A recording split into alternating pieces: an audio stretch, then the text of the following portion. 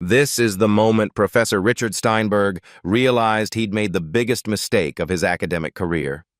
There he stood, frozen in stunned silence, staring at a whiteboard covered in equations that would reshape his understanding of mathematics forever. Equations written by the community college student he'd spent the entire afternoon trying to humiliate. But to understand how we got here, how a 19-year-old night shift warehouse worker named Damon Williams brought one of America's most prestigious mathematics professors to his knees in front of 75,000 live stream viewers, you need to see what happened when Professor Steinberg decided to make an example of the kid in the hoodie sitting in the back row. Because what started as a simple math competition became something much bigger, a battle that would expose the ugly truth about who gets to be brilliant in America and who gets to decide.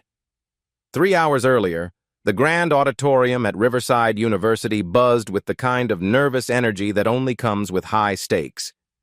The annual Mathematics Open Challenge wasn't just any competition. It was the golden ticket that could transform a struggling student's entire future. Winners walked away with full scholarships to MIT, Harvard, or Stanford, plus a $50,000 research grant that could launch careers before they even began. Professor Richard Steinberg adjusted his silk tie as he surveyed the crowd from the judges' panel. At 52, he commanded respect in academic circles that most mathematicians could only dream of. A Fields Medal nominee, author of 3 groundbreaking textbooks, and the man who'd solved the Hartwell conjecture that had stumped brilliant minds for 30 years. Today, he was the guest judge, the final word on who deserved to join the mathematical elite. The auditorium held over 200 of the brightest undergraduate minds from across California. Students from UCLA, Berkeley, Stanford, and Caltech filled the pristine rows, their designer laptops and expensive calculators glinting under the stage lights. The live stream counter showed 15,000 viewers and climbing. This wasn't just a competition, it was a showcase, a public exhibition of intellectual superiority broadcast to universities worldwide. Then Damon Williams walked in, 20 minutes late. His worn backpack hung loosely from one shoulder, the faded Los Angeles Community College hoodie standing out like a stain against the sea of university-branded sweaters and blazers. The security guards at the door had almost turned him away. Surely there'd been some mistake. Community college students weren't supposed to be here. This was for real universities, real students with real futures. But Damon's acceptance email was legitimate, earned through a qualifying exam that he'd aced despite taking it on his phone during a break at the warehouse where he worked nights loading trucks. While his competitors had been coached by private tutors and guided by professors with decades of experience, Damon had taught himself advanced calculus from library books, scribbling equations on napkins during his lunch breaks. He found an empty seat in the back corner, ignoring the whispered comments that followed his path down the aisle. Is he even supposed to be here? Someone should check his credentials. This isn't a charity case competition. Professor Steinberg noticed him immediately. The professor's eyes narrowed as he took in the boy's appearance. The cheap sneakers, the backpack held together with duct tape, the way he pulled out a basic scientific calculator while everyone else used graphing calculators worth more than Damon's monthly rent. Steinberg had seen this before. Community colleges had this habit of sending their top students to competitions like this, completely unaware that they were setting them up for public humiliation. It was almost cruel, really. "Are you lost, son?" Steinberg's voice carried across the auditorium as the pre-competition chatter died down. "I believe the community college information session is in the building next door." Scattered laughter rippled through the crowd. Phone cameras started turning toward the back row, capturing what everyone assumed would be an embarrassing moment of a kid realizing he was way out of his league. The live stream chat exploded with comments. "Someone's about to get destroyed." "This is painful to watch." "Why is he even here?" But Damon didn't flinch. He simply pulled his registration confirmation from his backpack and held it up. "Damon Williams, confirmed participant. I think I'm exactly where I need to be, Professor." Elena Vasquez, the department head serving as co-judge, shot Steinberg a warning look. She'd built her career fighting these exact attitudes, climbing from a working-class background to become one of the most respected mathematicians in the country. She knew talent didn't come with a pedigree, but she also knew how the game was played. This young man was about to walk into a lion's den. As the warm-up problems were distributed, something interesting happened. While the other students immediately reached for their expensive calculators and started furiously scribbling notes, Damon simply stared at the paper for 30 seconds, then began writing. No calculator, no scratch work, just clean, elegant solutions appearing on his answer sheet as if by magic. Maya Carter, a mathematics major from Berkeley sitting 2 rows ahead, craned her neck to catch a glimpse of his work. What she saw made her do a double-take. His approach to the problems was completely different from anything she'd learned in her advanced courses. Where she needed 5 steps, he needed 2. Where she required complex formulas, he used simple geometric insights that made the solutions appear almost obvious. "That's not how they taught us to solve those," she whispered to her study partner. Professor Steinberg noticed the buzz building around the back corner and felt his jaw tighten. Community colleges had different standards, lower standards. They probably taught shortcuts and tricks instead of proper mathematical rigor. What this boy was doing might look impressive to other students, but any real mathematician would see through the facade. The stage was set, the battle lines drawn. In one corner, institutional prestige, academic credentials, and the weight of mathematical tradition. In the other, raw talent, desperate hunger, and nothing left to lose. But neither side knew what was really about to unfold in the next few hours. How could they? After all, how do you prepare for a revolution? The warm-up period ended, and Professor Steinberg rose from his chair with the confidence of a man who'd never been wrong about anything that mattered. He'd watched Damon's unconventional problem-solving for the past 20 minutes, and his initial assessment hadn't changed. Flashy shortcuts might impress other students, but they were no substitute for real mathematical foundation. It was time to expose this charade before it went any further. "Ladies and gentlemen," Steinberg announced, his voice carrying the authority of decades in lecture halls, "we'll now begin our elimination round. I'll be calling volunteers to solve problems publicly at the whiteboard." His eyes swept the auditorium before landing squarely on the back corner. This will separate those who truly understand mathematics from those who simply memorize tricks. The live stream viewer count had climbed to 25,000. Phone cameras emerged throughout the auditorium like flowers turning toward the sun. Everyone could sense that something significant was about to happen, though most assumed they'd be witnessing a swift and decisive humiliation. "Let's see what our visiting student can handle," Steinberg continued, his pause loaded with implication. "Mr. Williams, would you care to demonstrate your abilities for our audience?" The auditorium fell silent except for the soft clicking of recording devices. Maya Carter found herself holding her breath. Dr. Vasquez shifted uncomfortably in her chair, recognizing the setup for what it was. This wasn't pedagogy, this was a public execution. Damon felt every eye in the room focus on him like a magnifying glass concentrating sunlight. He could hear his heart beating in his ears, could feel the weight of everyone's expectations pressing down on his shoulders. These weren't just his dreams on the line. They were proof that kids like him belonged in rooms like this, that brilliance didn't require a trust fund or legacy admission. "I'll give it a shot, Professor," Damon said, standing slowly. His voice carried farther than he expected in the silent auditorium. Steinberg smiled the kind of smile that didn't reach his eyes. He turned to the massive whiteboard behind him and began writing a problem that looked deceptively simple at first glance. A basic calculus integral with clean coefficients and familiar functions. But hidden within its elegant simplicity lay a trap that had caught even honors students off guard. The function required advanced techniques from topology and complex analysis, mathematical territories that community colleges barely touched in their abbreviated curricula. "A straightforward integration problem," Steinberg announced to the crowd. "Though appearances can be deceiving. You have 10 minutes, Mr. Williams.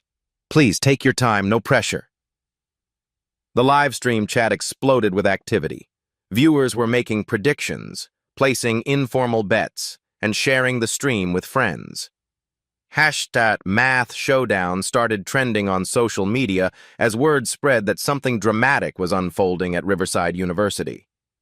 But as Damon approached the whiteboard, something unexpected happened in his mind. The problem Steinberg had crafted as a trap began to reveal itself like a puzzle box opening in his hands. He'd seen similar structures before, buried in the graduate-level textbooks he'd checked out from the library, hidden in the research papers he'd downloaded late at night when he couldn't sleep. The key wasn't in this complexity, it was in recognizing the simplicity that complexity often masks. Damon picked up the marker, feeling its weight in his hand. Behind him, 200 of the brightest mathematical minds in California waited to see him fail. Ahead of him, a live-stream audience of thousands expected entertainment. To his right, Professor Steinberg stood with the satisfaction of a man about to prove a point he'd been making his entire career. None of them were prepared for what happened next, because sometimes the person everyone underestimates is exactly the person who's been preparing their entire life for this moment. Sometimes the kid from the wrong side of the tracks has been hungry enough to devour knowledge that others take for granted. But would hunger be enough when faced with a problem designed to humiliate? Could raw talent overcome institutional advantage? And what would happen when the first equations started appearing on that whiteboard? Damon stood before the whiteboard, marker in hand, and did something that surprised everyone in the auditorium. He didn't immediately start calculating. Instead, he spent 30 seconds simply staring at the problem, his eyes moving across the equation like he was reading a story only he could understand. The silence stretched uncomfortably long. Phone cameras captured every moment of hesitation, every flicker of uncertainty that crossed his face. In the live stream chat, viewers began typing their predictions. He's frozen. This is painful to watch. Called it. He's out of his league. But Maya Carter, watching from her seat, noticed something different. Damon's expression wasn't confusion. It was recognition. Like a chess master who'd just spotted a familiar pattern 20 moves deep into a game. Finally, Damon began to write. But instead of diving straight into integration techniques like everyone expected, he started with something completely different. A geometric diagram. Clean lines emerged on the board, forming a coordinate system with carefully plotted curves that seemed to dance around each other in perfect mathematical harmony. "Excuse me," Professor Steinberg interrupted, his voice cutting through the auditorium's focused silence. "That's not the standard approach to integration problems, Mr. Williams." Damon paused, marker still in hand, and turned slightly toward the professor. "Sometimes the standard approach isn't the most elegant, sir." It was a simple statement, delivered without arrogance or defiance. But in the context of this room, with its weight of tradition and hierarchy, those words landed like a challenge to everything the academic establishment represented. Steinberg's jaw tightened. "Perhaps you'd care to explain your unconventional method?" "Of course." Damon turned back to the board and began narrating his approach. "The function here belongs to the Gaussian integral family, but most people don't recognize it because of how it's disguised. If we visualize it geometrically first, we can see that it has natural symmetry properties." His marker moved with growing confidence, adding annotations to his diagram. "The traditional approach would be integration by parts followed by substitution, which works but requires about 12 steps. However, if we recognize that this function represents the area under a curve that's been rotated and scaled, we can use the symmetry to simplify before we ever start calculating." Maya Carter felt her mouth drop open. She'd struggled with similar problems for hours, using the methods her professors had taught her.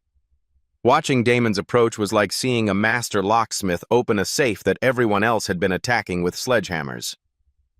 "This allows us to evaluate the integral using the fundamental theorem in just 4 steps instead of 12, Damon continued, his equations flowing across the board with mathematical poetry.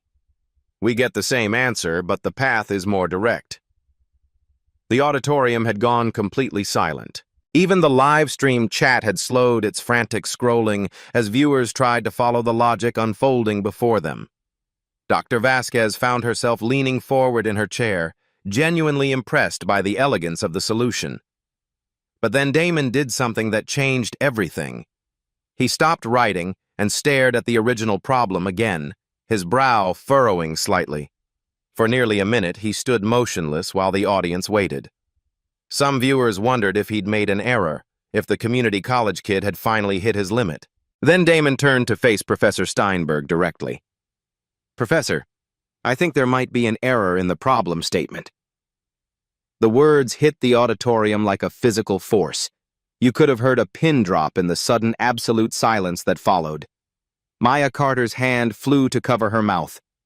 Dr. Vasquez's eyes widened. The live stream chat exploded with disbelief. Did he just... No way. This kid has balls. Steinberg's face cycled through several emotions. Surprise, indignation, and something that might have been panic. "I beg your pardon?" Damon pointed to a specific coefficient in the original equation. "This coefficient here should be A divided by 2, not P divided by 4, based on the boundary conditions you've established. The way it's written now, the integral diverges at infinity, which means it has no solution." The professor's confidence visibly wavered.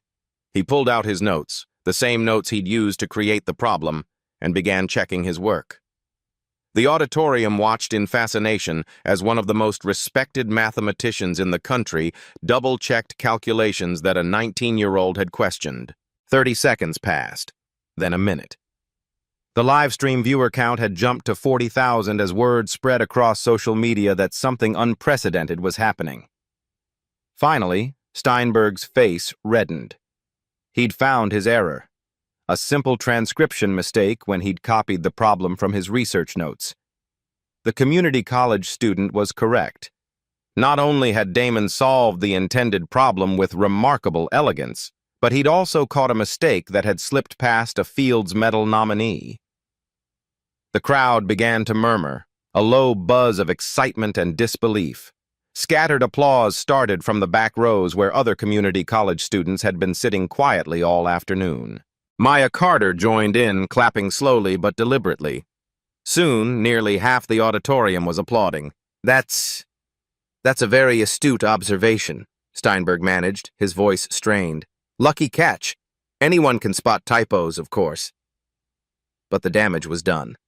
The dynamic in the room had shifted fundamentally. This wasn't just about solving problems anymore. This was about who had the right to question authority, who deserved to be taken seriously in academic spaces, and what happened when talent refused to know its place. Damon simply nodded and capped his marker. "Thank you for the opportunity, Professor." As he walked back to his seat, phones captured every step. The hashtag #CommunityCollegeGenius began trending alongside #MathShowdown. Comments poured in from mathematics students around the world who'd been following the live stream. Did that really just happen? This kid is incredible. Someone get him a scholarship now. But in his chair at the judge's table, Professor Steinberg was already planning his response. His reputation, built over decades of academic achievement, had just been challenged by a teenager with a duct-taped backpack. He couldn't let this stand. He wouldn't let this stand. The real battle was just beginning, because if Professor Steinberg had learned anything in his long career, it was that sometimes you had to destroy someone completely to remind everyone else where they belonged. But first, he needed to figure out exactly who he was dealing with. How much did this boy really know? And how far was Steinberg willing to go to put him back in his place? The applause died down, but the energy in the auditorium had fundamentally changed. What started as a routine competition had become something electric, unpredictable. Professor Steinberg felt every eye in the room watching him, waiting to see how he'd respond to being corrected by someone who, according to every academic hierarchy he'd ever known, had no business correcting him at all. He stood slowly, straightening his tie, a gesture that had always helped him regain composure in difficult moments. But today, it felt like armor he was putting on for battle. Well, Mr. Williams, Steinberg said, his voice carrying a dangerous edge that Dr. Vasquez immediately recognized. Since you seem so confident in your abilities, perhaps we should see how you handle something more substantial. Dr. Vasquez shifted uncomfortably in her chair. Richard, I think we should continue with the scheduled format. If he wants to play with the big boys, Steinberg interrupted, never taking his eyes off Damon, then let's see if he can handle graduate-level qualifier material. A collective intake of breath swept through the auditorium. Graduate qualifier exams were designed to challenge students who'd completed 4 years of rigorous mathematical training. They covered advanced topics that most undergraduates never encountered. For a community college student to attempt one wasn't just ambitious, it was academic suicide. The live stream chat exploded with activity. Viewer count jumped from 40,000 to 60,000 as notifications spread across social media. Students from universities around the world began tuning in, sharing links with friends. Had Math Showdown was now trending in multiple countries. Maya Carter grabbed her phone and started live tweeting. This professor just challenged a community college kid to graduate-level problems. This is either going to be inspiring or devastating. Had community college genius. But Damon surprised everyone again. Instead of backing down or showing intimidation, he simply nodded. What did you have in mind, Professor? Steinberg's smile was sharp as a blade. 3 problems. Increasing difficulty. 45 minutes total. You must explain your reasoning aloud as you work. He paused, letting the weight of the challenge settle. 1 mistake, and you're eliminated. No second chances. The stakes had just become impossibly high. This wasn't just about solving problems anymore. It was about public humiliation on a global scale. Damon could feel the weight of everyone's expectations pressing down on him. His warehouse co-workers had started watching the live stream during their break. His family was probably tuning in from home. Students from community colleges across the country were sending messages of support that he couldn't see but somehow felt. I accept, Damon said simply. Steinberg turned to the whiteboard and began writing the first problem. A multivariable calculus equation that involved complex analysis, the kind of mathematics that separated undergraduate education from graduate research. The symbols seemed to crawl across the board like an ancient language that only initiates could read. Your time starts now, Steinberg announced. What happened next defied every expectation in the room. Damon approached the problem with the same calm focus he'd shown before, but now there was something different in his manner. A quiet confidence that suggested he wasn't just solving these problems, he was recognizing old friends. He started with the Cauchy-Riemann equations, building a foundation that most graduate students struggled to master. The key insight here, Damon explained as he worked, is recognizing that this complex function has analytic properties that allow us to use contour integration. Most people try to force it into real analysis, but that's like trying to cut paper with a hammer when you have scissors available. His marker moved across the board with increasing speed and precision. The solution emerged in elegant steps that seemed almost inevitable once he showed the path. Where most students would need 30 minutes or more, Damon completed the problem in 12 minutes. Maya Carter stopped typing mid-tweet, her mouth hanging open. She'd taken graduate courses as an advanced undergraduate, and she'd never seen anyone work at this level with such apparent ease. The auditorium buzzed with whispered conversations. Other professors had begun arriving, drawn by texts and messages from colleagues who were following the live stream. Dr. Vasquez found herself taking notes on Damon's techniques. Some of his approaches were genuinely novel.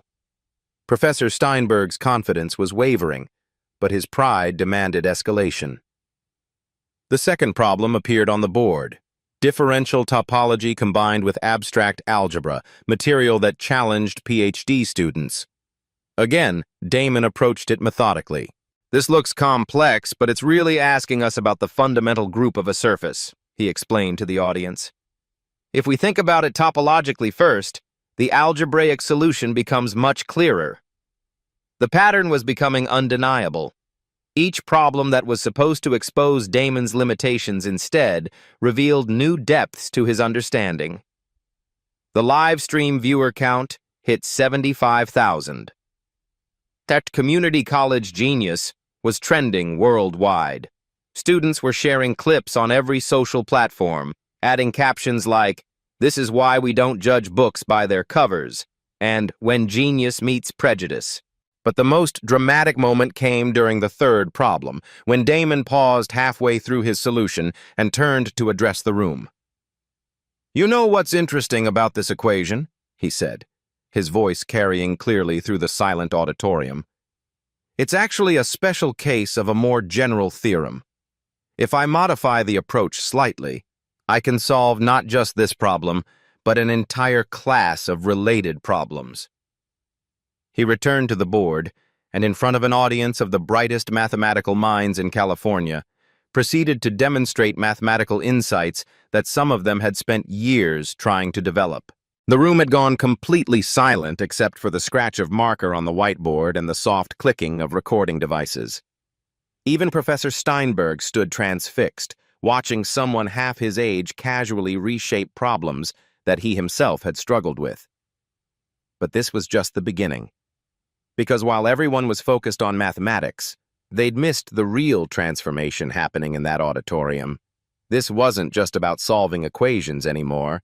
It was about rewriting the rules of who gets to be brilliant, who deserves respect, and what happens when the system's assumptions crumble in real time.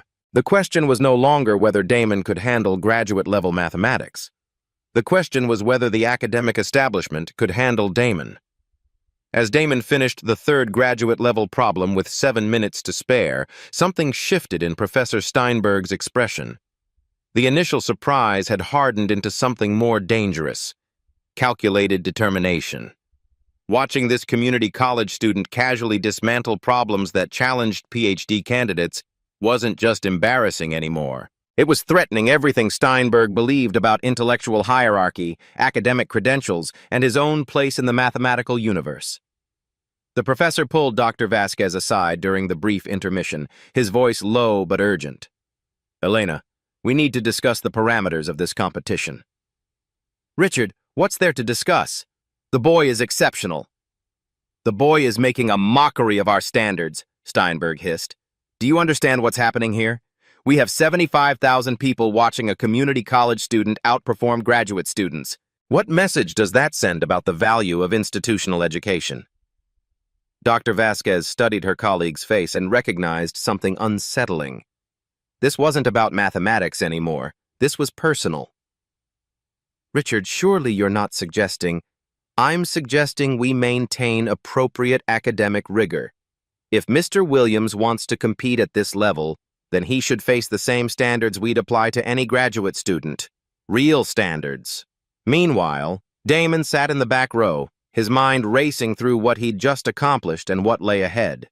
He could feel the weight of everyone's attention, but more than that, he could sense Professor Steinberg's growing hostility. This wasn't just about solving problems anymore.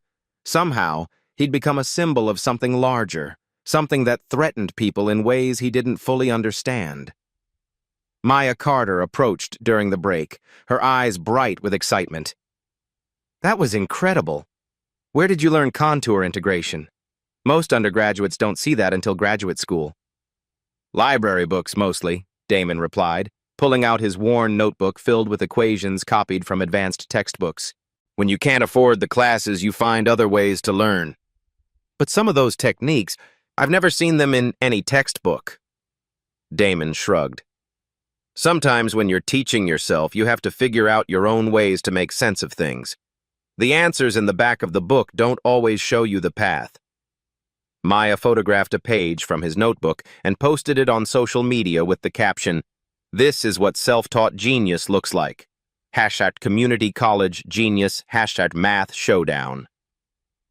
The image went viral within minutes, showing equations and insights that graduate students would recognize as genuinely sophisticated mathematical thinking. But while social media celebrated Damon's achievements, a different conversation was happening among the faculty. Professor Steinberg had spent the break making phone calls, reaching out to colleagues, building what he called appropriate oversight for the remainder of the competition. "I've invited Professor Margaret Hoffman from Caltech to join our judging panel," Steinberg announced as the competition resumed. "We want to ensure the highest standards of academic integrity." Dr. Vasquez felt a chill. Hoffman was known for her rigid adherence to academic protocol and her skepticism toward non-traditional students. Her presence would change the entire dynamic of the remaining competition. The next phase brought a series of rapid-fire challenges designed to test not just mathematical ability, but academic fluency, the unspoken language of university culture that separated insiders from outsiders. Challenge 4. Mathematical terminology. "Mr. Williams," Professor Hoffman began, "please explain the relationship between homotopy equivalence and homeomorphism in algebraic topology." Damon paused. He understood the concepts intuitively and could work with them mathematically, but the formal academic language, the precise definitions and standard terminology, had gaps. Community college textbooks didn't delve into the sophisticated vocabulary that graduate programs took for granted. "The functions preserve certain structural properties," he began carefully, "but homotopy equivalence is more flexible in how it allows continuous deformation." "That's imprecise," Hoffman interrupted. "In graduate-level mathematics, precision of language is paramount. Please use the standard definitions." It was a subtle trap.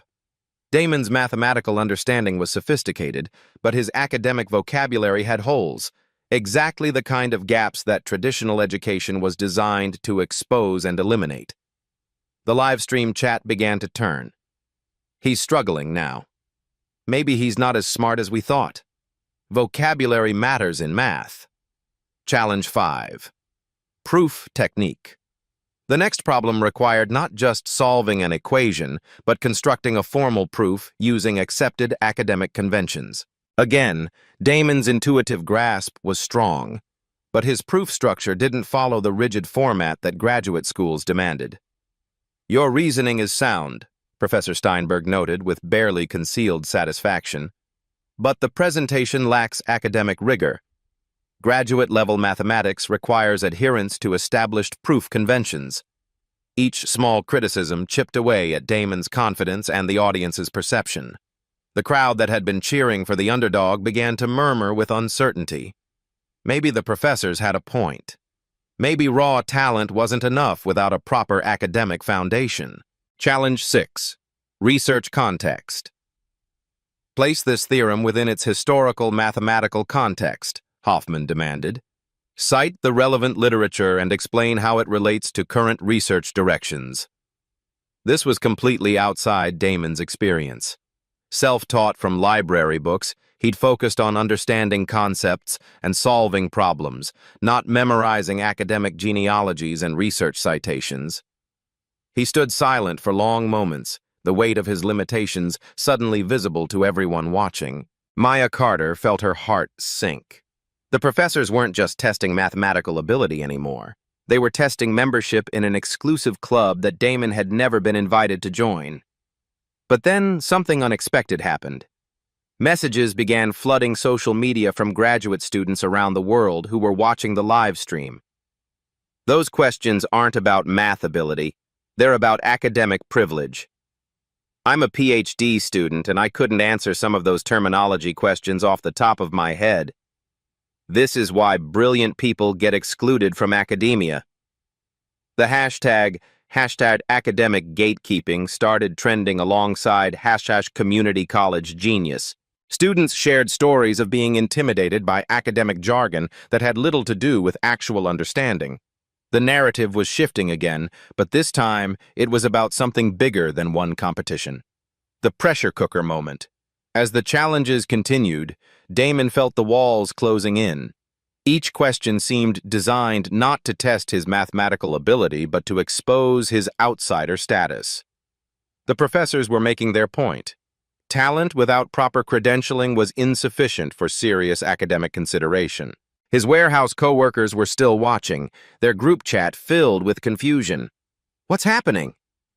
Why are they asking him about history instead of math? This doesn't seem fair. But Damon's family was watching too. His younger sister had gathered her friends around a laptop in their apartment, explaining to them that her brother was representing everyone who'd ever been told they didn't belong in smart people spaces. The ticking clock showed 15 minutes remaining in the extended challenge period. Professor Steinberg was preparing what he clearly intended to be the final crushing blow, a problem so complex and requiring such extensive academic background knowledge that no self-taught student could possibly succeed. Yet something was happening that the professors hadn't anticipated. The global audience watching this unfold was beginning to see through the academic theater. Comments poured in from mathematicians, engineers, and students who recognized that brilliant problem-solving was being overshadowed by credentialing games. Dr. Vasquez found herself at a crossroads. She could allow this to continue and watch a genuinely gifted young man be systematically dismantled by academic politics, or she could intervene in a way that might cost her professionally, but would serve justice. As Professor Steinberg prepared to deliver what he intended as the coup de grace, the question hanging in the air wasn't just whether Damon could solve impossible mathematics. It was whether institutional power would succeed in crushing individual brilliance, whether the system would protect itself by destroying the very talent it claimed to nurture. The real test was about to begin, but this time the equation being solved wasn't on a whiteboard. It was about human dignity, academic justice, and what happens when courage decides to stand up to institutional intimidation. Could one 19-year-old community college student change how the world thinks about intelligence and privilege? Or would the academic establishment successfully defend its boundaries against an outsider who dared to dream beyond his station? The next few minutes would determine not just Damon's future, but the future of everyone watching who'd ever been told they didn't belong. As Professor Steinberg prepared his final devastating challenge, Dr. Vasquez was quietly reviewing the solutions Damon had provided throughout the afternoon. What she discovered made her blood run cold, and then filled her with an excitement she hadn't felt since her own graduate research days. She pulled Professor Hoffman aside, her voice barely above a whisper. "Margaret, you need to see this." "Elena, I'm trying to maintain focus on proper academic standards. Forget the standards for a moment. Look at these solutions. Really look at them." Dr. Vasquez spread out copies of Damon's work across the judge's table. This approach to the contour integration problem, it's not just correct, it's revolutionary. He independently derived a method that could simplify an entire class of complex analysis problems. Professor Hoffman frowned, studying the papers more carefully. Her expression gradually shifted from skepticism to surprise to something approaching awe. "This geometric insight here, I've never seen this approach before." "Because it's original work," Dr. Vasquez continued urgently. "Do you understand what that means? This isn't a student regurgitating textbook methods. He's creating new mathematics in real time." The implications hit both professors simultaneously. If Damon's methods were genuinely novel and publishable, they represented the kind of breakthrough that could reshape entire mathematical fields. This wasn't just a competition anymore, they were witnessing the birth of potentially groundbreaking research. But Professor Steinberg, overhearing fragments of their conversation, felt his world tilting on its axis. For 3 years, he'd been working on research problems in complex analysis, problems that had earned him prestigious grants and speaking engagements. If this teenager's methods were as revolutionary as they appeared, Steinberg's own research could become obsolete overnight. The realization struck him like a physical blow. His reputation, his career trajectory, his sense of intellectual superiority, everything he'd built over decades, was being threatened by a 19-year-old with a duct-taped backpack. "Elena," he said, his voice tight with barely controlled panic, "we need to be very careful about making grandiose claims. Raw talent without a proper academic foundation can be dangerous." Dr. Vasquez looked at him sharply. "Dangerous to whom, Richard?" The live stream audience, meanwhile, had grown to over 90,000 viewers as news outlets picked up the story. But now, a different narrative was emerging in the comments and social media discussions. Mathematical graduate students and professors around the world were analyzing screenshots of Damon's work, and their reactions were unanimous. This wasn't just problem solving, this was mathematical innovation at the highest level.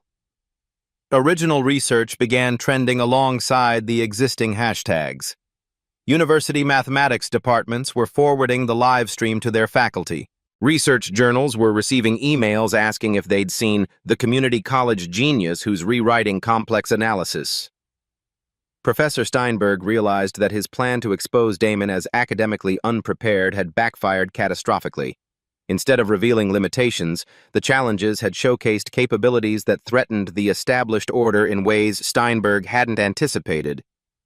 But there was still one card left to play, one that would shift the battle from mathematical ability to something much more personal and devastating. He was about to change tactics completely. Because if he couldn't defeat Damon mathematically, he would have to destroy him another way. Professor Steinberg rose from his chair with the deliberate movements of a man who'd just made a terrible decision. The mathematical battle had been lost, but there was another kind of warfare he understood perfectly: the politics of academic credibility and institutional trust. "Ladies and gentlemen," Steinberg announced, his voice carrying the authority of someone accustomed to being believed without question, "before we proceed further, I believe we need to address some concerns about academic integrity." The auditorium fell silent. The live stream chat, which had been celebrating Damon's innovations, suddenly filled with confused questions. Dr. Vasquez felt her stomach drop as she recognized what was happening. "Mr. Williams," Steinberg continued, his tone shifting to something colder, more prosecutorial, "your demonstrated knowledge of advanced mathematical techniques raises some important questions. These methods, contour integration, topological insights, novel approaches to complex analysis, are typically not taught at the community college level." Damon felt the shift in the room's energy like a physical weight settling on his shoulders. "Sir, I'm not questioning your intelligence," Steinberg interrupted, though his tone suggested exactly that. "I'm questioning your sources. Where exactly did you encounter these advanced techniques? These aren't methods you could simply figure out from basic textbooks." The implication hung in the air like poison. Maya Carter's hand flew to her mouth as she realized what was happening. The live stream comments began to turn ugly. Wait, is he saying the kid cheated? How would a community college student know graduate-level math? This doesn't add up.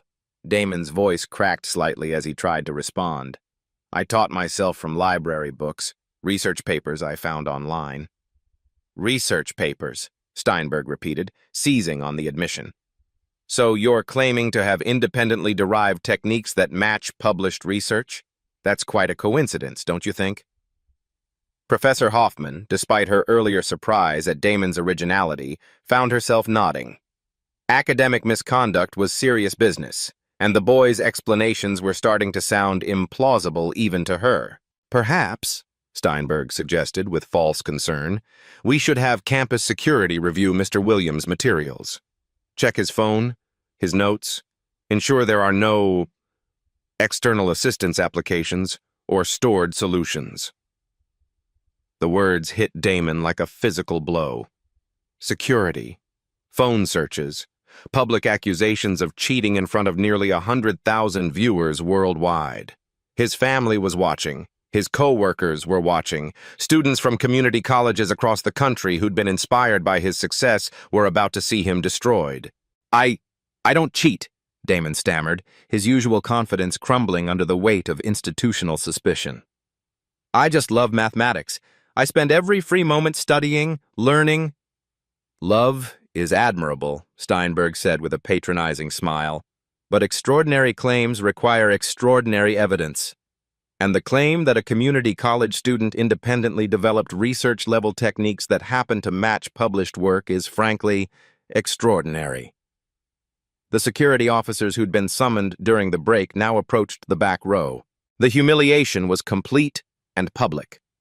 Phones captured every moment as Damon was asked to surrender his backpack, his notebook, his calculator for verification of academic integrity.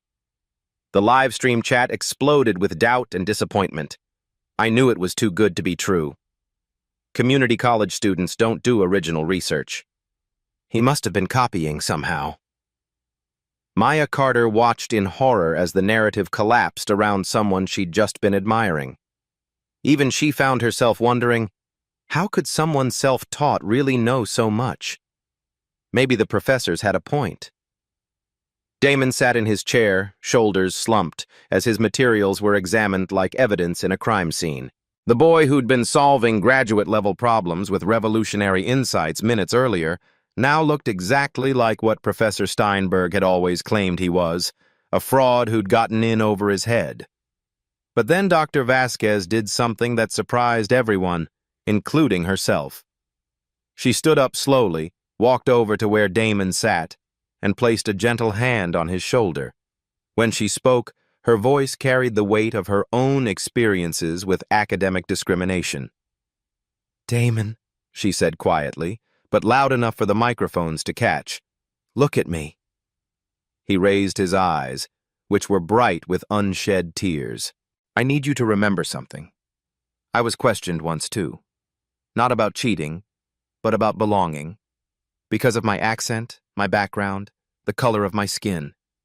They asked me where I really learned what I knew, as if knowledge had to come with the right pedigree." She turned to address the entire auditorium. "I have a Fields Medal on my wall. I've published over 50 research papers, and I'm telling you right now that what this young man has shown us today represents the kind of mathematical thinking that appears maybe once in a generation." The room stirred uncomfortably. Dr. Vasquez was putting her own reputation on the line. "So here's what we're going to do," she continued, her voice growing stronger. "We're going to give Mr. Williams one final challenge. Not a trick question, not academic gatekeeping, not citation memorization. Pure mathematics. The hardest problem we can construct." She looked directly at Professor Steinberg. "And if he solves it, when he solves it, you're going to apologize to this brilliant young man in front of everyone watching." The auditorium fell into a silence so complete that the hum of the air conditioning seemed thunderous. Dr. Vasquez's challenge hung in the air like a gauntlet thrown down before medieval knights. Professor Steinberg found himself trapped between his desire to maintain academic hierarchy and the very public stakes that Dr. Vasquez had just created. "Very well," Steinberg said finally, his voice tight with barely controlled fury. "If Dr. Vasquez insists on this demonstration, then let's make it definitive."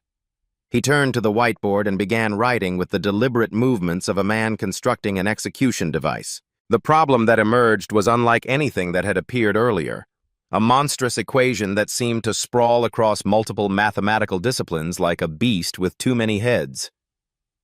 "This," Steinberg announced to the hushed crowd, "is a problem from my own unpublished research.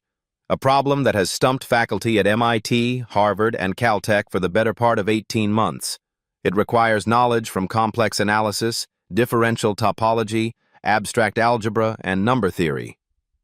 The live stream viewer count had exploded past 120,000. News outlets were running live updates.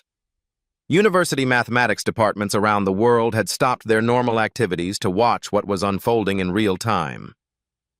"Solve this, Mr. Williams," Steinberg continued, his smile sharp as a blade.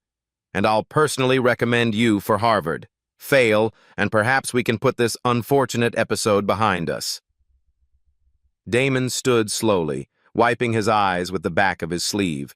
The security search had found nothing suspicious, just a worn notebook filled with equations and insights that spoke to thousands of hours of solitary study.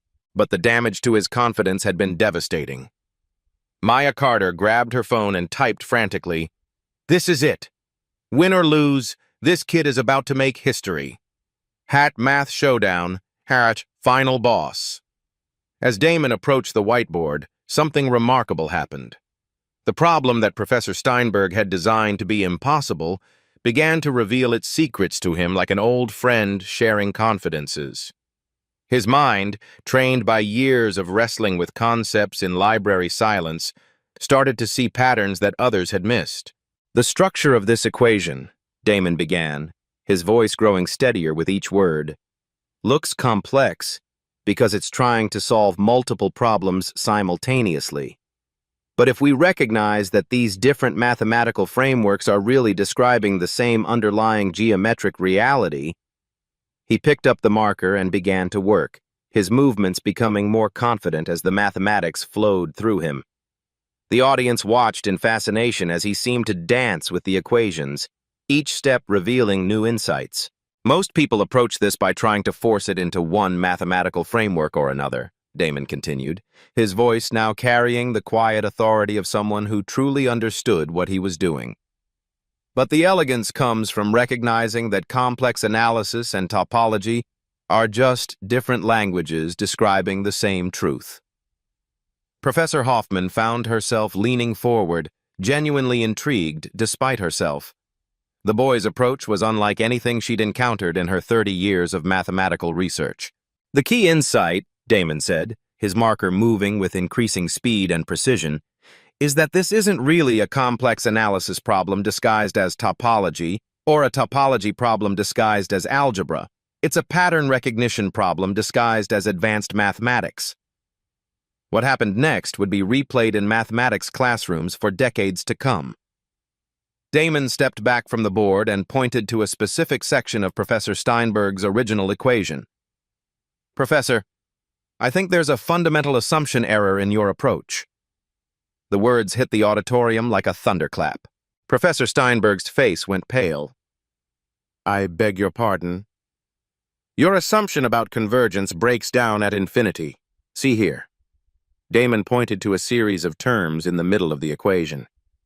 "You're treating this series as absolutely convergent, but these boundary conditions actually make it conditionally convergent, which changes everything." The live stream chat exploded with activity as mathematics professors around the world began frantically checking the work. Comments poured in from PhD students, research mathematicians, and university faculty. "Holy shit, he's right. How did he see that? Steinberg's been working on this for years and missed that." But Damon wasn't finished. "Actually," he continued, his confidence fully restored now that he was in his element, "this isn't just solvable once we correct that assumption. It's trivial once you see the pattern." The words "it's trivial" in mathematics are the equivalent of a mic drop. When a problem that has stumped brilliant minds for months is called trivial, it means someone has found an insight so elegant and fundamental that it makes all previous approaches look unnecessarily complicated. Damon returned to the board and began a solution that was breathtaking in its simplicity. Where Steinberg's approach had required advanced techniques from multiple mathematical fields, Damon's insight reduced the entire problem to a series of geometric transformations that any graduate student could follow. The reason this problem seemed so complex, Damon explained to the transfixed audience, is that everyone was looking at it backwards. Instead of trying to force these different mathematical frameworks to work together, we should recognize that they're all special cases of a more general principle. As he worked, something unprecedented happened in the auditorium. Graduate students began spontaneously applauding specific insights. Professors started taking notes frantically. Dr. Vasquez found herself grinning with the pure joy of witnessing mathematical breakthroughs happening in real time. "But here's the really interesting part," Damon said, stepping back from his completed solution. "This approach doesn't just solve Professor Steinberg's specific problem. It provides a general method for solving an entire class of similar problems." He turned to face Steinberg directly, and when he spoke, his voice carried the quiet power of someone who had just rewritten the rules of the game. "Professor, your 3-year research program just became a 20-minute classroom demonstration." The silence that followed was deafening. Professor Steinberg stared at the whiteboard where his life's work had been not just solved, but revolutionized by someone he'd spent the afternoon trying to humiliate. The equations on the board were undeniably correct, elegant, and transformative. Finally, in a voice barely above a whisper, Steinberg said the words that would be quoted in mathematics journals for years to come. That's actually brilliant. The auditorium erupted. Students leaped to their feet in standing ovation. The live stream chat became an incomprehensible flood of celebration, amazement, and mathematical emoji. Maya Carter was crying as she live-tweeted, "I just watched genius defeat prejudice in real time. This is why we don't give up on people. And community college genius #math revolution." But the most powerful moment came when Dr. Vasquez approached Professor Steinberg at the judge's table. "Richard," she said quietly, "I believe you have something to say to Mr. Williams." Professor Steinberg looked at the young man who had just changed mathematics, changed his own understanding of intelligence and potential, and changed the trajectory of both their lives forever. The question was no longer whether Damon belonged in academic spaces. The question was whether academic spaces were worthy of Damon. As the applause died down and Professor Steinberg approached Damon to offer what everyone expected would be a grudging acknowledgement of defeat, Dr. Vasquez received a phone call that would change everything, once again. "Elena, this is Dr. James Morrison from the National Science Foundation," the voice on the other end said urgently. "We've been watching your live stream. We need to talk immediately." Dr. Vasquez stepped away from the celebration, her expression growing serious as she listened. When she returned to the judge's table 2 minutes later, her face was a mixture of excitement and disbelief. "Ladies and gentlemen," she announced, her voice cutting through the residual chatter, "I've just received some extraordinary news." The auditorium quieted again, though the energy remained electric. The live stream viewer count had reached 150,000, with major news networks now covering the story live. The National Science Foundation has been monitoring today's competition. They've informed me that Mr. Williams's solution methodology represents what they're calling a significant breakthrough in computational mathematics. They're prepared to offer him a full research fellowship, bypassing traditional degree requirements entirely. The crowd erupted again, but Dr. Vasquez held up her hand for continued attention. But that's not all.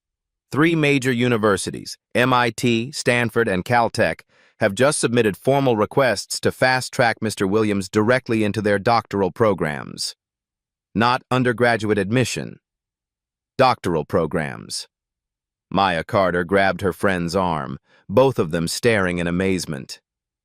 Did she just say they want to skip his bachelor's degree entirely?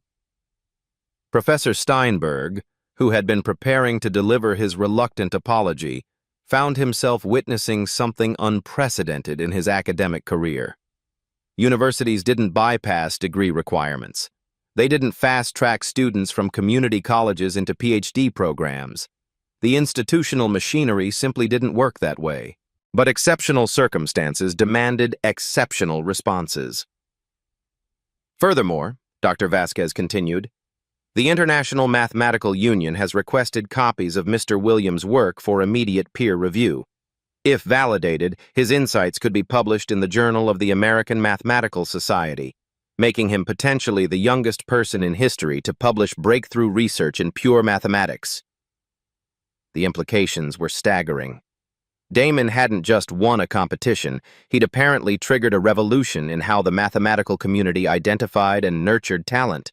Professor Steinberg realized that his attempted humiliation of a community college student had inadvertently introduced the world to its next mathematical genius. His 3-year research program wasn't just obsolete. It was about to be cited as the problem that launched someone else's career. The hunter had become the hunted, the teacher had become the student, and the mathematical world would never be quite the same. The moment everyone had been waiting for finally arrived. Professor Steinberg stood before Damon, the weight of 150,000 viewers watching his every expression. The man who had entered this auditorium confident in his intellectual superiority now faced the humbling reality of acknowledging genius in the last place he'd expected to find it. "Mr. Williams," Steinberg began, his voice carrying none of its earlier condescension. I owe you an apology. A profound apology. He paused, clearly struggling with words that didn't come naturally. I was wrong. About your abilities, about your potential, about everything. What you've demonstrated today isn't just exceptional, it's extraordinary. The live stream chat erupted with satisfaction as viewers finally witnessed the justice they'd been craving. But Damon's response surprised everyone. Professor, we all have more to learn, he said simply, extending his hand. Maybe we can learn from each other. The handshake that followed, captured by dozens of phones and broadcast to the world, became an instant symbol of what happens when prejudice meets grace, when institutional power encounters genuine humility. Dr. Vasquez stepped forward to make the final announcement. The Riverside University Mathematics Department is proud to offer Mr. Williams our first ever direct doctoral fellowship. Full funding, research assistantship, and the opportunity to continue developing the revolutionary methods he's pioneered today. But the real victory was already visible in the faces around the auditorium. Maya Carter was organizing a tutoring program for underserved students before she'd even left her seat. Other community college students in the crowd were texting their professors about research opportunities. The warehouse workers watching from Damon's job were discussing an education scholarship fund. 6 months later, the ripple effects were undeniable. Community college funding had increased across 3 states. The hashtag Community College Genius movement had inspired dozens of hidden talents to emerge from unexpected places. Damon himself was thriving at MIT, where his unconventional background had become his greatest strength. But perhaps the most important change was simpler and more profound.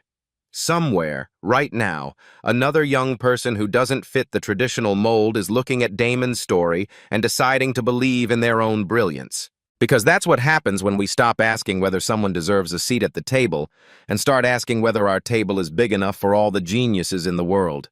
Your story is waiting to be written. What impossible problem are you afraid to tackle?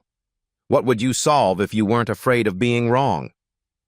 Share this story with someone who needs to believe in themselves.